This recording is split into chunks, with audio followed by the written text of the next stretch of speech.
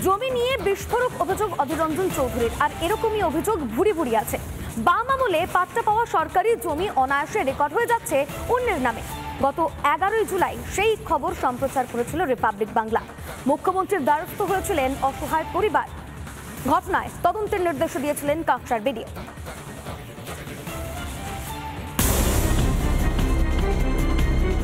জমির পাট্টা পেয়েছিলেন বাম আমলে, তারপর সেখানে পরিবার পরিজনদের নিয়ে বাস, কিন্তু হঠাৎই সেই জমি ছেড়ে দেওয়ার জন্য দেওয়া হচ্ছে হুমকি।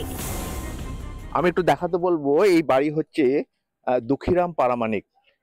রাজ্য সরকার পাট্টা দিয়েছিল তাকে প্রায় 1 বিঘে মতন জায়গা। দুঃখীরাম বাবু মারা যাওয়ার পর এখন জমি হাঙ্গরদের নজরে পড়েছে এই জমি। 3 জন মাত্র মহিলা বাড়িতে থাকে, কার্যত হুমকি দিচ্ছে এই জমি ছেড়ে দেওয়ার জন্য। কোটি টাকার এই জমি তারা হাতিয়ে নিতে চাইছে সামান্য মূল্য দিয়ে। আমাদের এই জমি কার নামে রেকর্ড ছিল?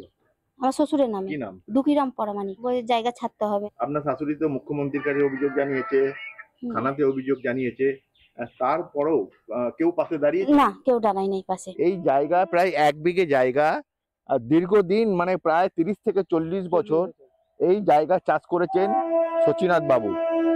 বাম আমলে তাকে পাট্টা দেওয়া হয়েছিল। কোন এই জায়গার নজর পড়েছে জমি হাঙ্গরদের। আপনি তো অভিযোগ করেছেন? আমি করেছি অনেক জায়গায়, কিন্তু আমাকে কেউ এইচডিও কে, বিডিও কে, ওদিকে সবাইকে আমি কাগজ দিয়েছি, কিন্তু কেউ পাত্তা দেয় না। এখন আর কি করে চলবে? এই ঘটনায় ব্যবস্থার আশ্বাস দিয়েছেন জেলা তৃণমূল নেতৃত্ব।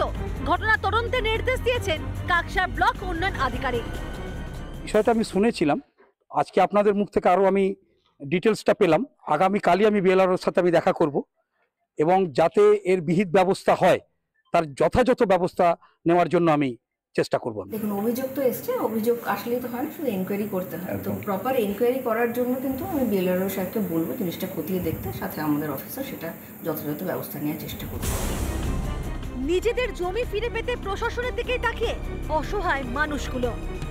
ক্যামেরায় তাপসের সঙ্গে রমেন মজুমদারের রিপোর্ট, রিপাবলিক বাংলা, পানাগড়। জমি লুট নিয়ে বিস্ফোরক অভিযোগ করলেন কে? অধীর রঞ্জন চৌধুরী, প্রদেশ কংগ্রেস সভাপতি। তার বিস্ফোরক অভিযোগ এই জমি লুট নিয়ে এবং জমি মাফিয়াদের নিয়ে। রাজ্যে জমি নিয়ে সবচেয়ে বড় দুর্নীতি চলছে, এমনটাই বললেন অধীর রঞ্জন চৌধুরী। ভুয়ো তথ্য ও নথি তৈরি করে জমি কেলেঙ্কারি চলছে এই বাংলায়, অভিযোগ করলেন অধীর রঞ্জন চৌধুরী। ঠিক কি বলেছেন তিনি, শুনুন। এই যে দপ্তর বিএলআরও, সারা পশ্চিমবঙ্গের প্রত্যেকটা জেলায় বিএলআরও, এসএলআরও, সেখানটায় এই মুহূর্তে সব থেকে বেশি দুর্নীতি হচ্ছে।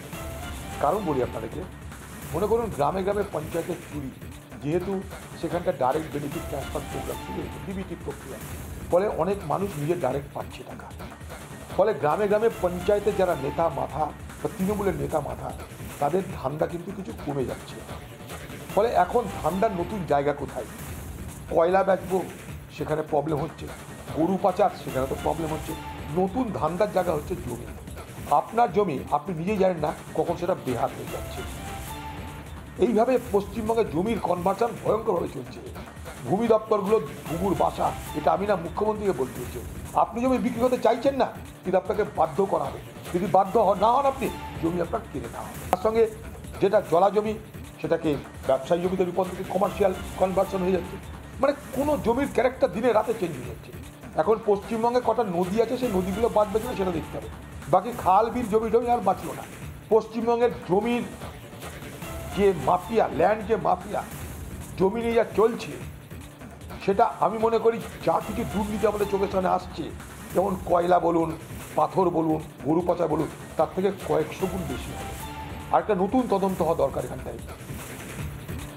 মুখ্যমন্ত্রী বলেছিলেন ভূমি দপ্তরে ঘুঘুর বাসা, আর এই কথা বলেছিলেন মুখ্যমন্ত্রী মমতা বন্দ্যোপাধ্যায় 2021 সালের 29শে ডিসেম্বর। মুখ্যমন্ত্রী বলেছিলেন এটাকে ভাঙতে হবে, দপ্তরের বিরুদ্ধে কার্যত ক্ষোভ উগড়ে দিয়েছিলেন তিনি। ঠিক কি বলেছিলেন তিনি, শোনাই আপনাদের। বিএলআরও কে আছেন? হ্যাঁ ম্যাডাম আছি। তো আপনারা কেন দেখছেন না এলআর ডিপার্টমেন্ট কাজ করছে না দীর্ঘদিন ধরে?